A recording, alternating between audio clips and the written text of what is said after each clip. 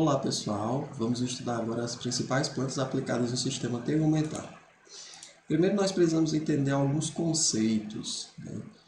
As doenças de pele, elas podem ser classificadas de maneira geral em três grandes grupos. As doenças inflamatórias, infecciosas e as úlceras crônicas. O tratamento das doenças inflamatórias é feito com plantas com atividade anti-inflamatória, e plantas com tropismo para a pele. As doenças infecciosas elas podem ser causadas por bactérias, fungos e vírus, em sua maioria. As plantas que tratam essas doenças precisam possuir uma atividade antibacteriana, antifúngica e antiviral, além de atividade anti-inflamatória também, porque vai sempre estar envolvida ali uma inflamação. O tratamento de úlceras crônicas de pele, seja úlcera por pressão, úlcera vascular ou úlcera ligada ao diabetes, respeitando-se o mecanismo de cicatrização e também o estágio da ferida. A gente vai atuar aqui com plantas anti-úlcera, com plantas cicatrizantes, respeitando o estágio da ferida. A cicatrização pode ocorrer por primeira intenção, que são bordas regulares justapostas, segunda intenção, que são bordas regulares, porém afastadas, ou por terceira intenção, que são bordas irregulares e não coaptadas. A cicatrização ocorre em três fases, é importante que a gente saiba essas três fases. A primeira fase da cicatrização é a fase inflamatória defensiva, a segunda, a fase proliferativa ou fibroblástica, e a terceira é a fase de maturação ou remodelação. Os fatores que vão interferir na cicatrização são diversos, como a temperatura, se há infecção nessa ferida, se há tecido necrótico, se houver a gente precisa remover, se há inflamação também. E a gente precisa considerar aí os fatores do hospedeiro, como a imunidade, como o estado nutricional, isso tudo pode interferir. Se a pessoa tem diabetes, essa cicatrização pode ser mais lenta. Se a pessoa está desnutrida também. Em uma ferida pode haver um ou mais tipos de tecidos. Os tecidos viáveis, que é o tecido de granulação, a fibrina, e os tecidos inviáveis, que precisam ser removidos, que precisam ser retirados para que haja uma correta cicatrização, uma cicatrização mais rápida. Os tecidos inviáveis são o esfacelo, que é aquele tecido residual presente em feridas contaminadas que necessita de remoção para uma boa evolução do ferimento. Quando o esfacelo não é removido, ele vai retardar o processo de cicatrização e pode evoluir para necrose. Então a ferida ela precisa ser bem lavada, bem higienizada para tirar realmente o que a gente chama de esfacelo. E tem o tecido inviável que a gente chama de necrose. Na necrose é aquele tecido completamente morto e escurecido e ele deve ser removido para que a cicatrização de fato aconteça. Se tem tecido necrosado, morto, escurecido, ele precisa ser removido. Os objetivos do tratamento de uma úlcera crônica incluem a limpeza do local, o desbridamento químico ou mecânico. Desbridamento é a retirada daqueles tecidos inviáveis, daquela parte ali que só vai servir para estar atrasando a cicatrização. Controle da infecção, se houver um controle da infecção, se houver infecção tem que ser controlada. O controle da umidade do local também é importante para que cicatrize mais rápido. E o controle da temperatura. Em geral, os medicamentos fitoterápicos usados topicamente na pele, em feridas crônicas, devem ser trocados a cada 2 semanas. Então, você usa 2 semanas e troca por outro. Isso é uma dica bem importante. E aqui nós temos exemplos de plantas usadas no tratamento de úlceras crônicas. E aí tem as etapas. As plantas desbridantes, que vão ali remover aquela camada que está ali na ferida, que não presta mais, aquele tecido inviável. Essas plantas desbridantes, nós temos como exemplo a agripina, a calêndula, a folha da fortuna. E aí a gente pode entrar com plantas antissépticas, que vão estar ali destruindo, removendo também, ajudando a remover uma infecção, por bactéria, por fungo, por vírus. Nós temos como plantas antissépticas o cipó de São João, a copaíba, a alecrim-pimenta, que é uma planta potentíssima, uma atividade antimicrobiana muito boa, e a melaleuca. A melaleuca também é uma planta com atividade antisséptica muito boa. As plantas anti-inflamatórias são extremamente importantes para o tratamento, né? Nós temos como exemplo a calêndula, o sabugueiro, a mil-folhas e mil-ramas, a centelha asiática. As plantas cicatrizantes, como o barbatimão, a folha da fortuna, pau-ferro, calêndula, confrei, babosa, são todas plantas cicatrizantes. E as plantas que vão estimular a proliferação vascular, a proliferação dos vasos sanguíneos naquela região, como a centelha asiática e o alecrim. Centelha asiática e o alecrim. E ainda nós temos plantas hidratantes, como por exemplo o óleo de girassol. Certo? Aqui tem a referenciação e vamos de fato mergulhar, né, nesse universo de plantas usadas na pele. A primeira é a Melissa officinalis. A Melissa officinalis é uma planta antiviral, é uma planta que serve para tratar herpes, é uma planta que serve aí, tem atividade até mesmo contra o HIV, tá certo? Mas ela só tem atividade contra o HIV enquanto o vírus não penetrou na célula ainda. Depois que ele penetrou na célula, a Melissa não vai agir mais, tá certo? E ela tem atividade contra vírus envelopados, mas não foi efetiva contra vírus sem envelope, como por exemplo os adenovírus. Então, vejam aqui ó, que o herpes simples, tipo 1, né, a Melissa ela vai inibir a penetração desse vírus nas células em 80% a 96%. Isso para cepas sensíveis e resistentes ao aciclovir. Tá? Então, é uma planta bem interessante para estar ajudando aí no tratamento de herpes. Como é que a gente pode estar fazendo o uso? Tintura, 1 a 3 gotas por quilo por dia em 3 vezes ao dia, seria o uso oral, ou infusão, 0,5 gramas em 150 ml de água, 2 a 3 vezes ao dia. E o uso na pele, né, gente? Na forma de gel ou creme. Pode conter 1 a 2% do extrato seco, tá? Ou então até 20% de tintura de Melissa officinalis, esse gel ou creme. Faz um gel ou um creme, coloca na região afetada pelo vírus da herpes e toma uma tintura ou uma infusão também para você tratar de dentro para fora e de fora para dentro. Tá? As doenças de pele a gente procura fazer um pouco disso. A próxima planta é a guaçatonga, Casaria silvestris, né? É uma planta extremamente interessante. Ela é usada por índios para cicatrizar feridas de pele, certo? A parte que a gente usa são as folhas, tem como constituintes químicos importantes os taninos, flavonoides, saponinas, os antocianosídeos, óleos essenciais e outros. Tem tropismo pelo sistema imunológico e digestório, a guaçatonga, e ela é usada para tratar infecções virais e processos inflamatórios. É uma planta que tem uma atividade antiviral, tá? Cicatrização de mucosas, anti-inflamatória. Ela é muito usada, a guaçatonga, como uma planta anti-inflamatória. Tem uma atividade muito boa e também tem uma atividade antihistamínica. Então ela pode estar sendo usada aí para tratar alergias também. Na boca ela tem uma atividade cicatrizante das mucosas e antiviral. Não é interessante não esquecer nessa atividade antiviral da guaçatonga e anti-inflamatória, anti-alérgica. Na pele anexa ela tem uma atividade cicatrizante, já muito usada há muito tempo.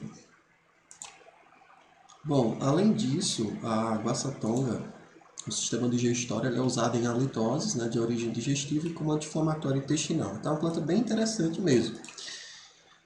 Olha só, em um estudo realizado na Unicamp, né, foram estudados cremes à base de tintura de guaçatonga a 10% e dinamizada na DH3. Né, e foi comparando com cremes contendo penciclovir a 1%, que é um antiviral bem potente, né, sintético. O estudo foi duplo cego e envolveu 93 voluntários. Os resultados demonstraram que os cremes de guaçatonga induziram uma cicatrização significativamente mais rápida do que o creme de penciclovir. Então uma planta que na forma de tintura, você pode fazer um creme e ela vai ter uma atividade muito boa contra herpes simples e herpes zoster. Não esqueçam jamais disso. Guaçatonga é a planta para herpes simples e herpes zoster.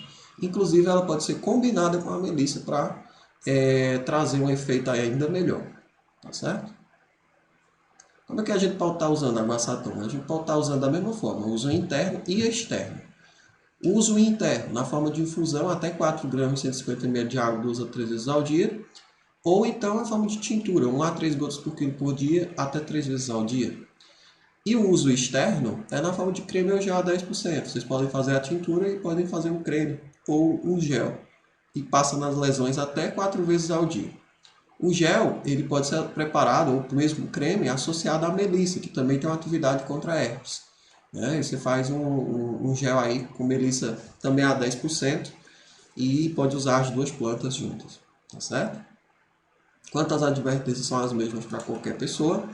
Quanto às interações medicamentosas, né? A guaçatonga ela pode ser antagonista da vitamina K, então o uso prolongado pode provocar hemorragias. Se você já tem uma tendência a hemorragias, é bom evitar usar a guaçatonga, além de potencializar a ação dos anticoagulantes. Então, se você está fazendo uso de anticoagulante, não é para fazer uso de guaçatonga. Né? Isso vai dificultar a dosagem dos anticoagulantes. Para dores da coluna, a associação com a Cordia verbenácea, né, que é a erva baleeira, potencializa o efeito anti-inflamatório. Gente, a combinação, né, para dor de coluna de guaçatonga e de erva baleeira é maravilhosa. Se você quiser combinar guaçatonga, erva baleeira e ageratoconizóides, né, deixa eu só pegar aqui para vocês. Pronto, então é ageratoconizóides, né? Você associa guaçatonga, erva baleeira e mentrasto, que é o ageratus conizoides. É uma combinação muito boa para a inflamação também, tá certo? É indicado associar a espinheira santa no tratamento de úlceras gastroduodenais. Também uma boa combinação. Vocês viram que ela tem uma atividade aqui no sistema digestório anti-inflamatória intestinal. Então você pode estar associando com a espinheira santa para o tratamento de úlceras, tanto no estômago quanto no duodeno. Quanto aos efeitos colaterais de toxicidade, pode tornar a urina viscosa, rica em sedimento e odor característico, em dose mais elevada do que a recomendada, pode causar náuseas após algum tempo de uso. Então é sempre usar a guaçatonga na dose certa, certo? A próxima planta, muito boa para o sistema tegumentar, é a cúrcuma longa. A cúrcuma longa ela vai estar presente em quase todos os sistemas, a gente já falou muito sobre ela. Ela tem um poderoso efeito anti-inflamatório e pode ser usada com segurança em todas as doenças inflamatórias agudas ou crônicas. É particularmente útil nas doenças inflamatórias crônicas de pele, como psoríase, além de ser interessante para tratar eczema e acne. Pode ser usada também no tratamento de dermatites e de urticária. Possui alto poder cicatrizante, podendo também ser usada em úlceras crônicas na forma de banhos ou cremes. Então, um cremezinho ou um banho com cúrcuma pode ser interessante para estar cicatrizando essas úlceras crônicas, para estar ajudando nessa cicatrização. Tratar dermatite, urticária, psoríase, tá certo? E doenças inflamatórias como um todo. Bom, a gente pode estar usando de diversas formas. Pode estar usando uso interno a tintura, né? 1 a 3 gotas por quilo por dia, 2 a 3 vezes ao dia. Ou a decocção de 1,5 gramas e 150 ml de água 2 vezes ao dia. Para a criança você faz a mesma dose, né? Mas dá uma quantidade menor, de 5 ml por quilo por dia em até 3 vezes ao dia. E o uso externo na forma de pomada, creme ou gel. O uso tópico aplicar na área afetada até 3 vezes ao dia. Ao invés da tintura ou da decocção, você pode estar usando o extrato seco etílico, né, com 75 a 85% de curcuminóide, um extrato seco etílico padronizado. E você vai tomar uma cápsula de 670 mg 3 vezes ao dia após as refeições. A próxima planta é o Cocos nucifera, né, que é o coqueiro comum. Ele tem uma atividade antiviral bem interessante, a gente já viu no sistema respiratório, tá certo? O mesocarpo é a parte usada, o mesocarpo do fruto verde. E a ação antiviral, atribuída ao monoláurico, tá certo?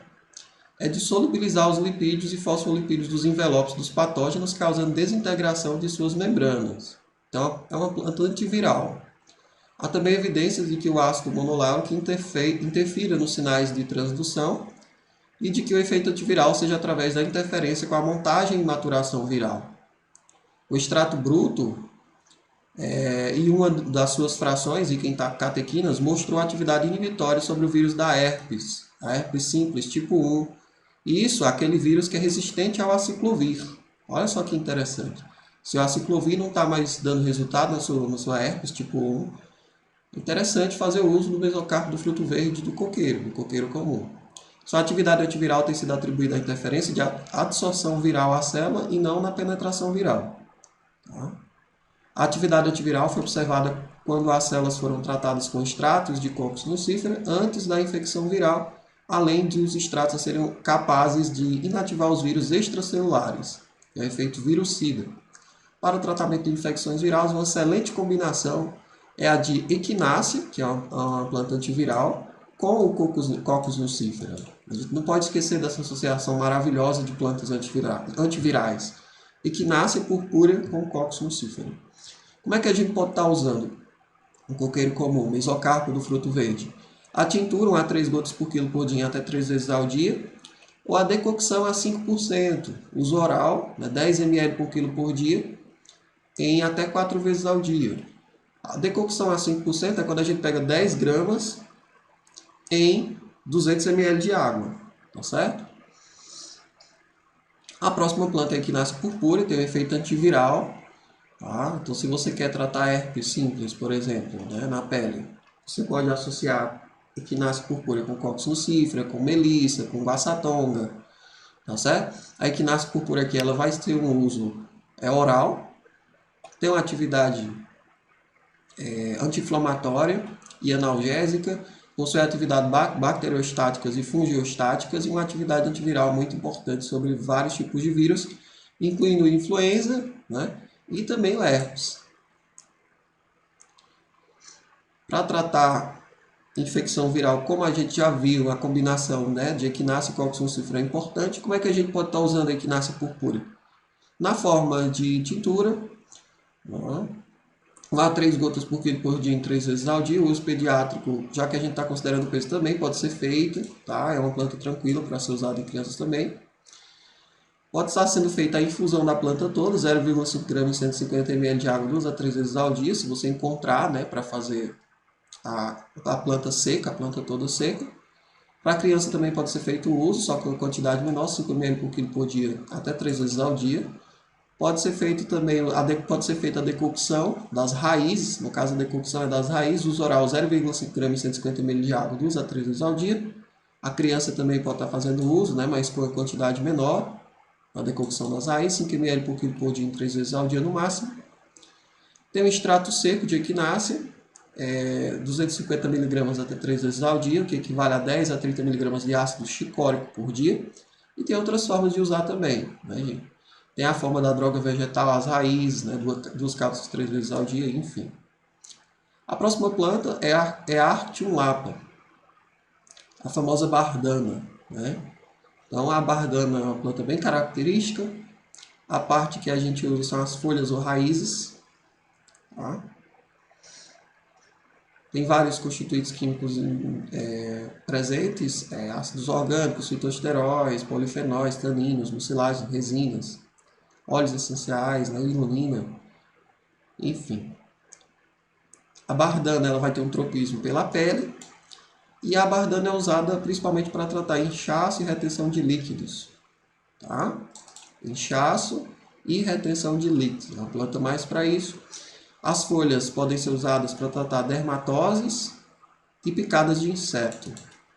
Quanto às ações terapêuticas, nós temos as ações terapêuticas da raiz da bardana, que é aqui na atividade geral depurativa, hipouricemiante, sudorífica, tônica, antioxidante, antisséptica, antiagregante plaquetária e anti-inflamatória. Tá?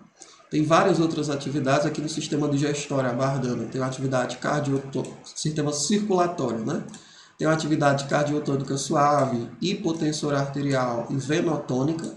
Sim, a bardana pode ser interessante no sistema circulatório. Ela vai reduzir um pouquinho a pressão e tem uma atividade venotônica, que pode ser interessante no tratamento coadjuvante de varizes. Tá? Tratamento aí de hemorroidas também pode ser uma opção coadjuvante. No sistema digestório, a bardana vai aumentar o trânsito intestinal por conta das mucilagens e tem uma atividade anticolinesterásica, colerética, colagoga e auxilia na redução da calculose biliar. É uma planta que pode estar auxiliando aí no tratamento de pedra na vesícula, né? Ela vai ter uma atividade na redução da calculose biliar. É uma planta hipoglicemiante. Sim, a bardana pode ajudar a baixar a glicemia e a reduzir a pressão arterial. No sistema nervoso, a bardana é ansiolítica. No osteoarticular, a bardana é anti-inflamatória. E no urinário, ela é diurética, uricosúrica e antisséptica urinária. Isso é a ação das raízes da bardana. Mas as folhas da bardana podem ser usadas na pele como anti-inflamatória, antihistamínica, emoliente, cicatrizante, antisséptica e antiviral também contra a herpes simples. As folhas da bardana possuem um grande tropismo para as doenças crônicas da pele, né? Suas atividades anti-inflamatórias, antialérgicas já foram demonstradas e também é antimicrobiana contra alguns tipos de bactérias, Streptococcus, Staphylococcus, Escherichia coli, Shigella, além de ser uma fungicida também. Então é antibacteriana, fungicida, anti-inflamatória e antialérgica. São as folhas da bardana. Como é que a gente pode estar usando a bardana? A decocção das raízes é 2,5 gramas de 150 ml de água até 3 vezes ao dia. Se for as folhas, a infusão das folhas é menor, a quantidade menor, né? 0,5 gramas de 150 ml de água até 3 vezes ao dia. Ou a tintura, uso oral, 1 a 3 gotas por quilo por dia, em 2 a 3 vezes ao dia. Certo? Pode estar fazendo um creme ou uma pomada também de bardana para estar aplicando na pele. Só que tem que ser da folha, né, gente? Para ter essa atividade anti-inflamatória, antihistamínica, cicatrizante, antisséptica, antiviral contra herpes. Quanto às advertências, são as mesmas para qualquer planta. Quanto às interações medicamentosas, potencializam o efeito de medicamentos hipoglicemiantes. A gente viu que a bardana, né, a raiz da bardana, ela tem o efeito de reduzir a pressão, de reduzir a glicemia. Então, se você já está tomando insulina, se você já está tomando remédio para baixar a glicemia, ela pode potencializar os efeitos, tá? E pode até causar hipoglicemia. Associar com cavalinha para problemas renais. A raiz da bardana pode ser associada com a cavalinha para os problemas renais. Aqui no sistema urinário ela é diurética, uricosúrica e antisséptica urinária. Então, associada à cavalinha vai potencializar o efeito. Para as varizes, pode estar sendo associada a bardana com a mamelis. Olha só. Aqui no sistema circulatório a gente viu que as raízes têm um efeito venotônico, né? Então, para tratar, você pode estar associando com a mamelis, que também tem esse efeito venotônico. Quanto aos efeitos colaterais de toxicidade, pode causar irritação ocular em alguns indivíduos. Há relatos de casos de hipersensibilização cutânea com uso externo prolongado. E doses elevadas podem causar diarreia, convulsões e dilatação pupilar, que é a midríase, pupila dilatada. Próxima planta é a centela asiática. A gente já estudou, né, sobre ela. A centela asiática ela é muito usada para tratar a celulite, tá? Muito usada mesmo para tratar a celulite. A gente usa as partes aéreas da centela. Tem como constituintes químicos os triterpenos, né? O ácido asiático, o ácido madecássico, derivados triterpenos, enfim. É uma planta que tem tropismo para a pele, pela pele. E a centelha é usada para insuficiência venosa e adiposites, né? Que é a celulite. Então, a centelha ela vai ser usada para tratar varizes, ela também pode ser usada aí, né? Nos casos de hemorroidas, ela também é usada. Para tratar celulite, a centelha é muito boa. As ações terapêuticas na pele e anexos da centelha são cicatrizante de fissuras da pele, reguladora da produção de colágeno, anti-inflamatória, analgésica para queimaduras, antisséptica e antipruriginose. Tá? No sistema circulatório, a centelha ela tem uma atividade reguladora da circulação venosa, diminui a fragilidade capilar, tem uma ação vasodilatadora periférica nas doenças vasculares, tem uma ação hipotensora suave e ativadora da microcirculação e de capilares inativos. Uma planta muito boa no sistema circulatório com estas funções. Entre os usos da centelha, né, que são apoiados por dados clínicos, inclui tratamento de feridas, queimaduras, prevenção da formação de queloides e cicatrizes hipertróficas, ela pode estar ajudando aí na prevenção da formação de queloides, Seus extratos possuem propriedades cicatrizantes, é uma planta cicatrizante. Também tem sido usado no tratamento de úlcera gastroduodenal induzida por estresse. Que diz isso a Organização Mundial da Saúde. Como é que a gente pode estar fazendo uso da centelha? Na forma de tintura, uso oral 1 a 3 gotas por quilo por dia até 3 vezes ao dia. A infusão, né, da parte aérea, 0,5 gramas em 150 ml de água até 3 vezes ao dia. Isso é o uso interno, ou tintura ou infusão. E o uso externo é na forma de creme ou gel a 10%. Quanto às advertências são as mesmas para qualquer planta, quanto às interações medicamentosas, o uso da centelha em doses altas pode potencializar o efeito dos hipoglicemiantes e hipolipemiantes. Tá? O uso concomitante desta planta com anti-inflamatórios e corticoides interfere negativamente no seu papel reparador tecidual. Para o tratamento de varizes e hemorroides, é interessante associar, né, com ginkgo biloba, com castanha da Índia, com vitis vinifera, que é a uva, com a mamelis, pode ser também com a bardana, tá? as raízes, né, da bardana.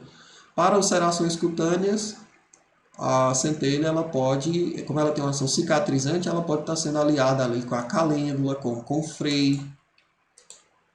Isso para ulcerações cutâneas, para úlcera na pele.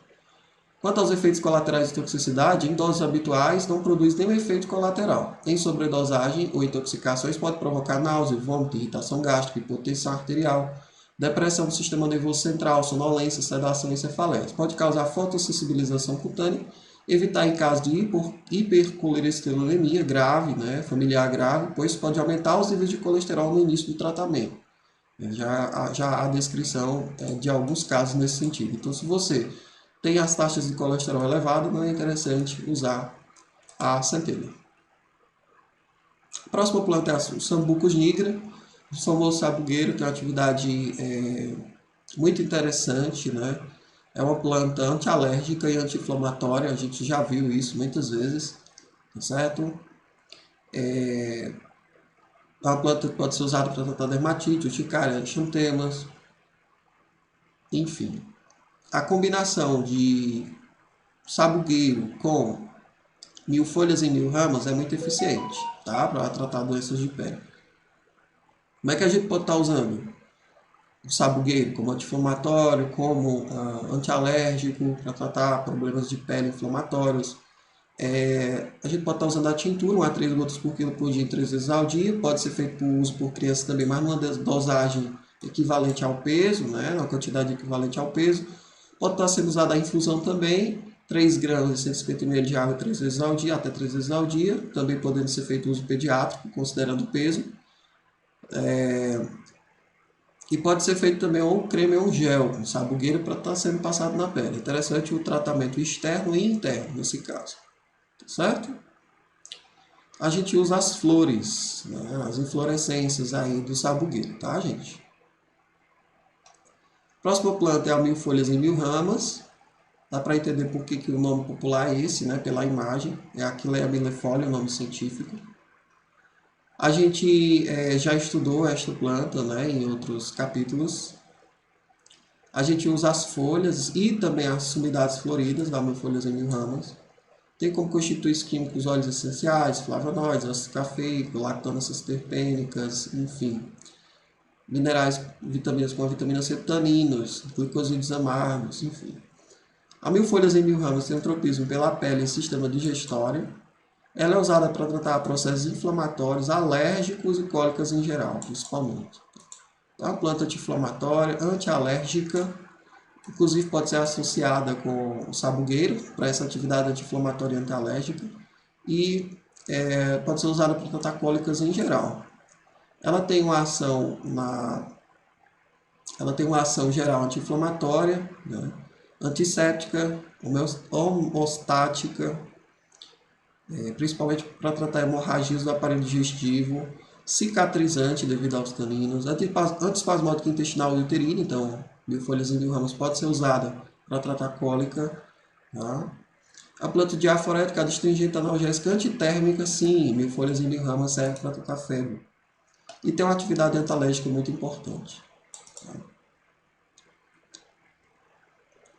Então, como é que a gente pode estar usando? A mil folhas em mil ramos. Antes disso, é importante que a gente saiba que a mil folhas em mil ramos ela apresenta propriedades cicatrizantes e anti-inflamatórias na pele. Ela tem uma atividade anti-inflamatória, anti-alérgica, e aqui na pele vai ter uma atividade cicatrizante e anti-inflamatória principalmente, né? Sendo muito útil em vários tipos de doenças cutâneas inflamatórias e alérgicas. Quando combinada com o sabugueiro, o seu efeito é potencializado. A gente pode estar usando a tintura de mil folhas em mil ramas, não é isso? 1 a 3 gotas por quilo por dia, até 3 vezes ao dia. Pode ser usado em crianças também, não é? Mas considerando o peso. Pode ser feita a infusão de até 2 gramas e 150 ml até 4 vezes ao dia, sem problema. A criança também pode estar usando considerando o peso. Pode fazer um creme ou um gel a 10% também, né? Para aplicar na área afetada até 3 vezes ao dia, pode ser até 4 vezes ao dia. O uso externo e interno ele é mais adequado, né?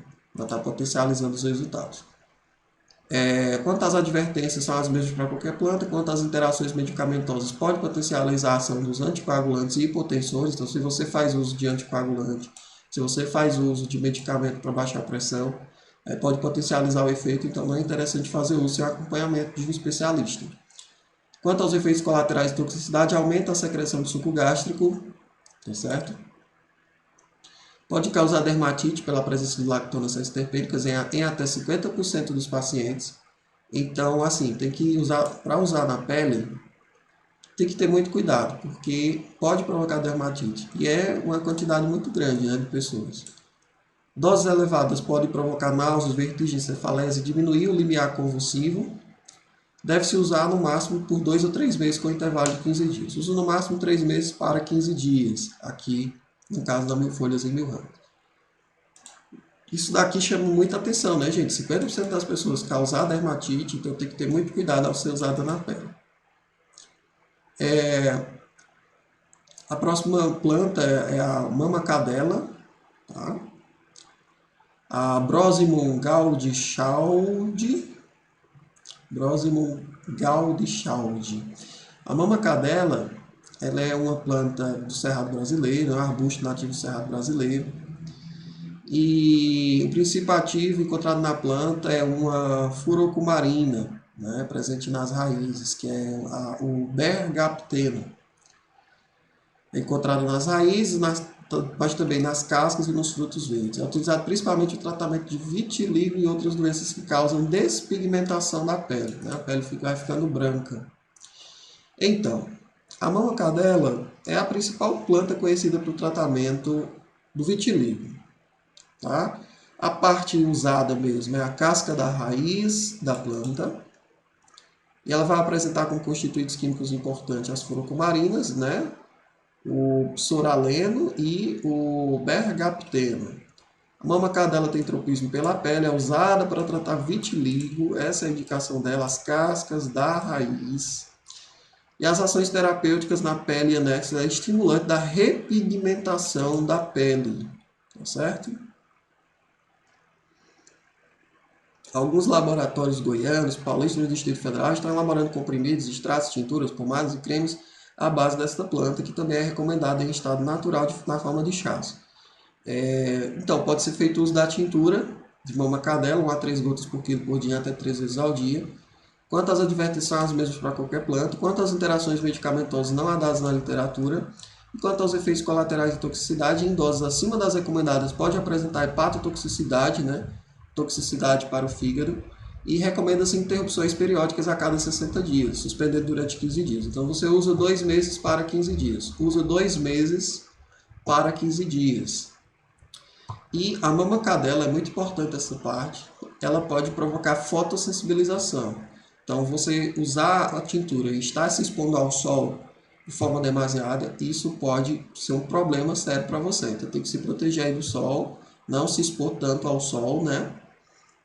Por conta disso. Claro que é preciso se expor um pouco ao sol para que essa coloração ali da pele, na região que está mais despigmentada, possa voltar ao normal.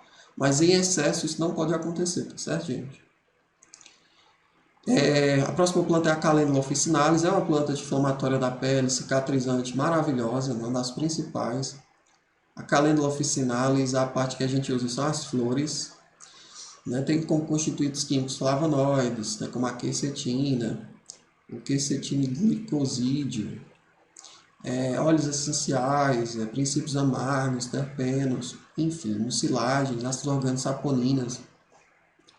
Isso, nas flores a gente tem, né, os calendulosídeos, A, D, D2F, ácido leonóico, vitaminas, minerais, principalmente cálcio, silício, enfim. É uma composição bem complexa. Né? A gente também tem carotenoides, como a calendulina, caroteno, licopeno. A calêndula tem tropismo pela pele. Suas principais indicações terapêuticas é para tratar inflamação na pele, mas não só inflamação na pele, como nas mucosas. Ela tem uma ação cicatrizante muito importante também, certo? A calêndula, ela também tem uma atividade antialérgica. Então, essa atividade, né, antisséptica, cicatrizante, anti-inflamatória, antialérgica, antioxidante, antiviral, é uma combinação muito boa para a pele, muito boa mesmo. Ela tem na boca uma atividade anti-inflamatória da mucosa oral e gengiva e também uma atividade cicatrizante. Na pele e anexo, ela tem uma atividade antisséptica, antiacne e anti-inflamatória. Olha só, gente, a calêndula pode estar sendo usada para o tratamento da acne.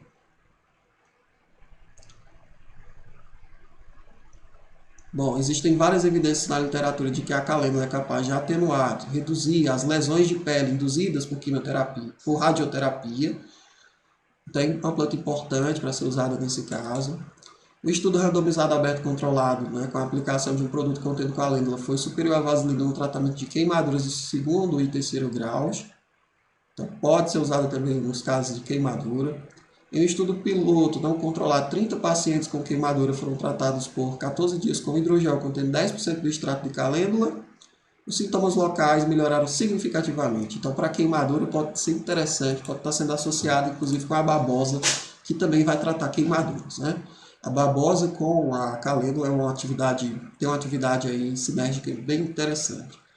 Em 34 pacientes com úlceras vasculares em membros inferiores, a aplicação de um produto contendo calêndula, comparado com solução salina, resultou em redução de 42% da área total das úlceras, havendo epitelização no total de 7% do total de 7 pacientes.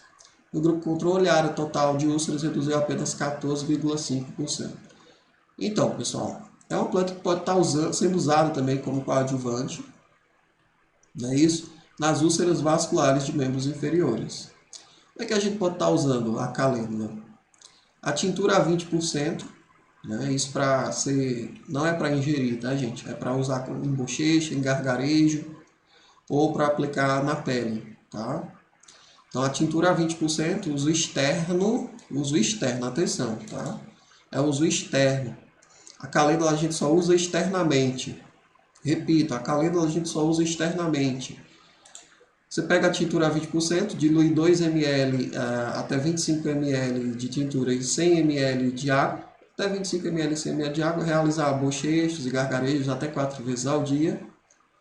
Diluir uma parte da tintura em 3 partes de água e aplicar sobre a pele por meio de compressa, até 4 vezes ao dia, removendo após 30 a 60 minutos. Pode ser feita a infusão de 2 gramas e 150 ml de água, né? E você pode estar aplicando essa infusão com auxílio de um algodão sobre o local afetado, ou fazer bochecho e gargarejo 3 vezes ao dia também da infusão, 2 gramas e 150 ml de água, tá? Pode fazer um gel a 10%, uso externo aplicado na pele até 3 vezes ao dia, ou um creme ou pomada. Uso externo, né? Aplicar 3 vezes ao dia na pele, na área afetada. 3 vezes ao dia nos casos de eczemas, 1 vez ao dia nos casos de feridas, né? A formulação contendo 10% de extrato glicólico. Se você tiver o extrato glicólico de calêndula, você coloca ali, né? Faz o creme ou pomada com 10% de extrato glicólico. Quanto às advertências, são as mesmas para qualquer planta. Quanto às interações medicamentosas, não há dados na literatura. Quanto aos efeitos colaterais de toxicidade, em alguns casos pode provocar náuseas ou vômitos, diarreia, quando em uso interno prolongado ou em doses mais elevadas. Então, recomendo fazer uso, tá, de calêndula via oral. Próxima planta é a copaífera, né, Langsdorff, que é a famosa copaíba, que a gente usa o óleo de copaíba, né, o óleo fixo. Nós temos como constituintes importantes óleos voláteis, sexterpênicos e terpênicos, ácidos terpênicos, né? O cariofileno, que é um anti-inflamatório. Os diterpenos nós temos o ácido caurenoico, que é anti-inflamatório e antimicrobiano. Enfim, o óleo é um óleo que vai ajudar na inflamação, processos inflamatórios em geral e também das vias urinárias. É uma planta que tem tropismo pelo sistema imunológico e pela pele. Tem ação geral anti-inflamatória, cicatrizante, óleo soportagem, dando uma cicatrização antisséptica também e analgésica. Na pele e anexos, o óleo de copaíba tem ação anti-inflamatória, antisséptica, secativa, cicatrizante e antifúngica. Sim, o óleo de copaíba tem efeito antifúngico interessante. No sistema osteoarticular, o óleo de copaíba na forma de massagem pode ser interessante com ação anti-inflamatória analgésica, certo? E no sistema urinário, ela vai ter uma atividade antisséptica das vias urinárias e diurética.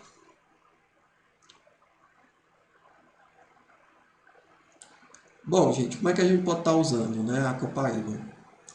Na forma de creme ou gel, aplicar na área afetada em até 3 vezes ao dia. Você pode estar usando óleo também de copaíba puro, aplicando 3 vezes ao dia, um pouquinho aí na região afetada. Pode estar fazendo creme ou gel também, ou a tintura oral, 1 a 3 gotas por quilo por dia e 2 a 3 vezes ao dia. Quanto às advertências, são as mesmas para qualquer planta, quanto às interações medicamentosas não há dados na literatura e quanto aos efeitos colaterais de toxicidade, pode provocar problemas gástricos por intolerância ou sensibilidade individual, alguns casos de hipersensibilidade, né? O eritema copálico foram descritos na literatura sendo necessária a suspensão do uso. A superdosagem pode provocar náuseas, vômitos, diarreia, cólicas intestinais e exantemas. A gente recomenda mesmo usar a copaíba na forma de óleo, né? Óleo de copaíba, para aplicar na área afetada ali, para tratar uma inflamação, para ajudar na cicatrização, né? Para melhorar a contração da ferida, para ter uma atividade analgésica naquela região, né? Antisséptica, anti-inflamatória, enfim. A próxima planta é a Lipa origanoides, né? Que é o alecrim-pimenta. O alecrim-pimenta tem uma atividade antimicrobiana muito importante, atividade antisséptica muito importante. Então, este é o famoso alecrim-pimenta. Tá?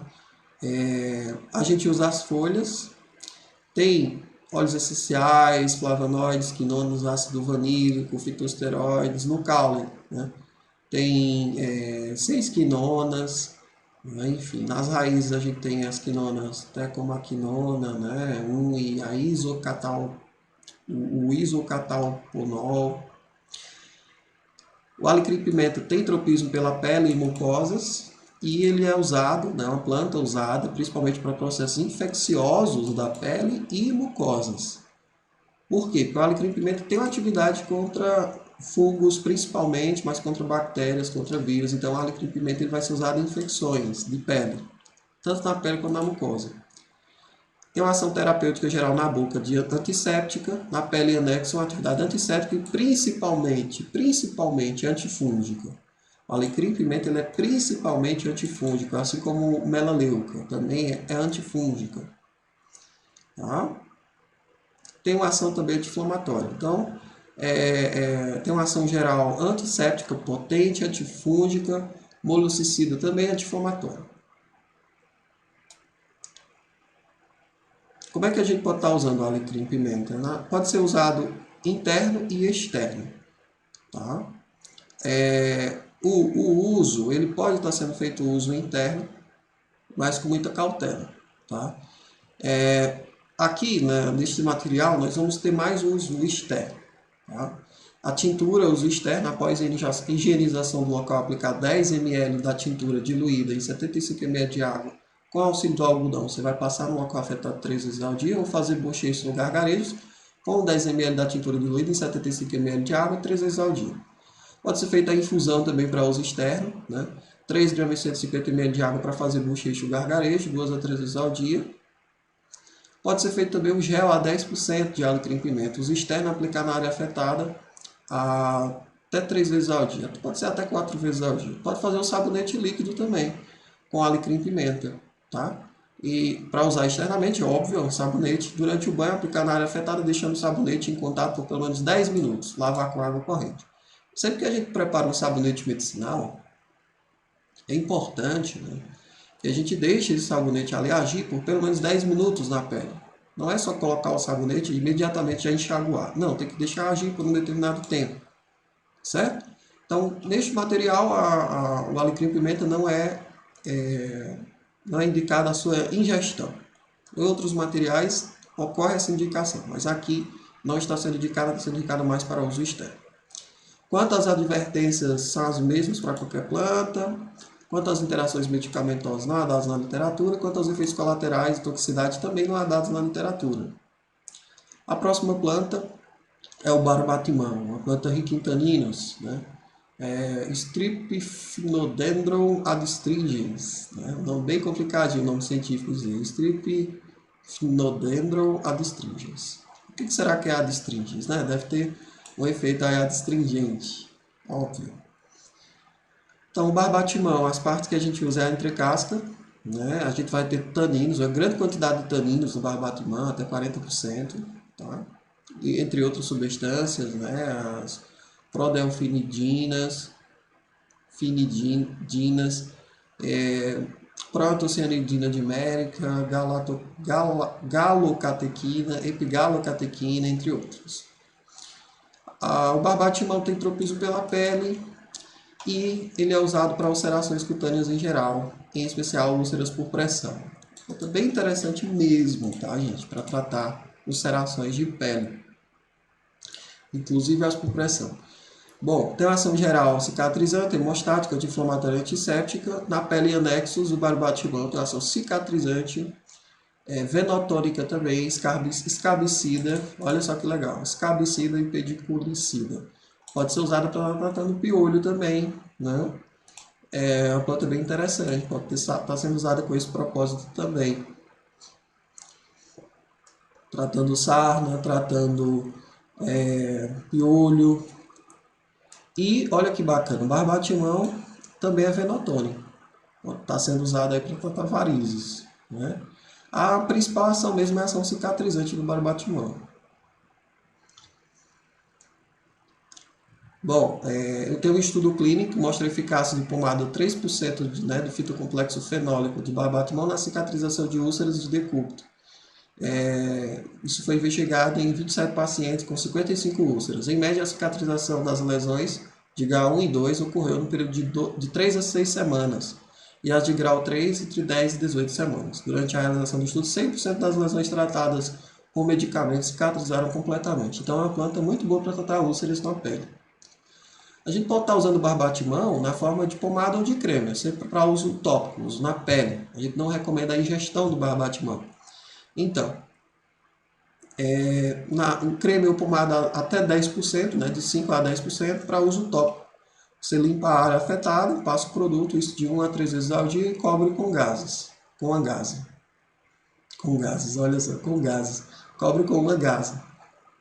Quanto às advertências, são as mesmas para qualquer planta. Quanto às interações medicamentosas, potencializa o efeito de cicatrizantes e antissépticos, como calêndula, né, diminuindo ainda mais o tempo de tratamento, principalmente nas úlceras varicosas. Então, olha que bacana. Você associa o barbatimão com calêndula, o resultado vai ser mais rápido para a questão do tratamento no caso da cicatrização e para o tratamento de úlceras varicosas, né? Plantas ricas em taninos não devem ser usadas junto com plantas ricas em alcaloides, pois são incompatíveis. Taninos e alcaloides são incompatíveis. Nos quadros de úlcera por pressão, associar com cúrcuma longa, cúrcuma azedoária ou bicho-orelana.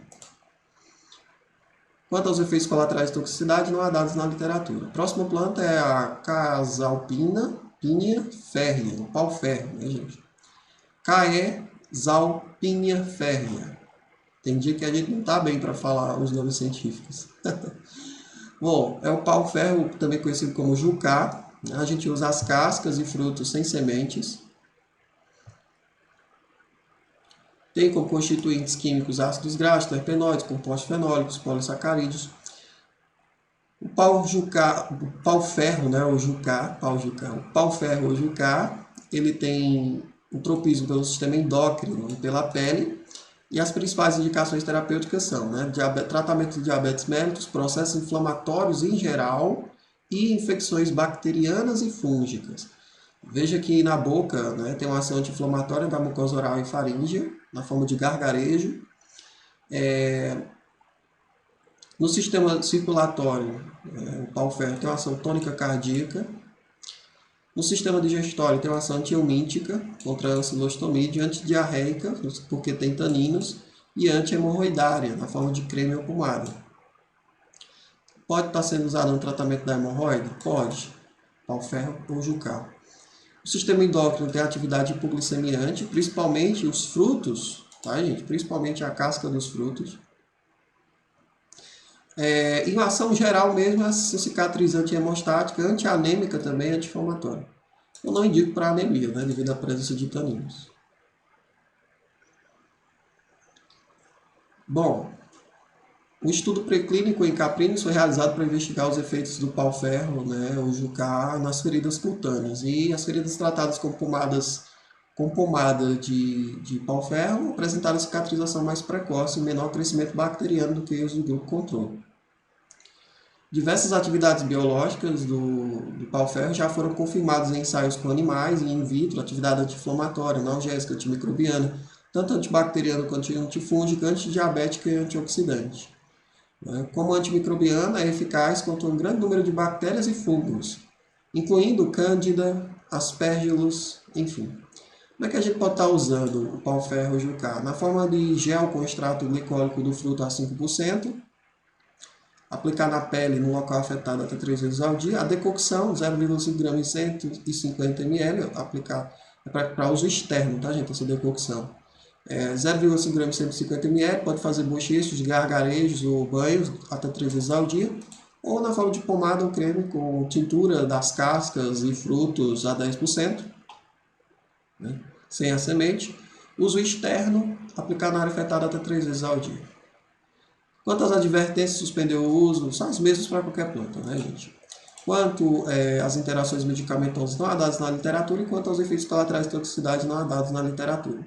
A próxima planta é maravilhosa, né, a aloe vera, a babosa, simplesmente sensacional, como anti-inflamatória da pele, cicatrizante, enfim, muito, muito boa mesmo. A parte utilizada é aquele gel mucilaginoso, né? Tem que ser tratado, tem que ser transparente, tá? Especialmente colhido após a floração. Antes da colheita, deixar a planta por 7 dias sem irrigação e ao colher, escolher as folhas mais antigas. Você deixa uma semana sem aguar e quando você for escolher, você escolhe as folhas mais antigas. Tem vários constituintes químicos interessantes, né? Tem derivados antracênicos livres, a barbaloína, ácido crisofânico, a leozona, né? Enfim. Quanto aos derivados antracênicos, a gente tem aqui, né, a aloína, que é o principal, certo? É um composto tóxico, tá, gente? É aquela babazinha verde amarelada. Aquilo ali deve ser tirado. A gente só usa mesmo aquele gel transparente no interior da folha, tá? A babosa tem tropismo por pele e mucosas e ela é usada para cicatrização, queimadura térmica de primeiro e segundo grau, com uma planta anti-inflamatória da pele, muito interessante. Na pele e anexos, vejam que ela tem uma ação cicatrizante, umectante, emoliente, antialérgica, antisséptica, promove a proliferação neovascular e o crescimento tissular, né? Estimula a produção de colágeno, pode ser usado na psoríase e eczemas, na erisipela, no líquen plano, é antipruriginoso, anti-inflamatório, protege a pele de dermatite por radiação, inclusive babosa com calêndula, é interessante para proteger a pele do tratamento da radioterapia. Tem uma ação cicatrizante nas ulcerações do diabético, que pode ser inclusive potencializada com o uso de calêndula. Tá? Então é muito, muito interessante mesmo. Enfim, né, tem uma atividade regeneradora celular e não esqueçam do aumento da atividade, né, da produção, na verdade, de colágeno.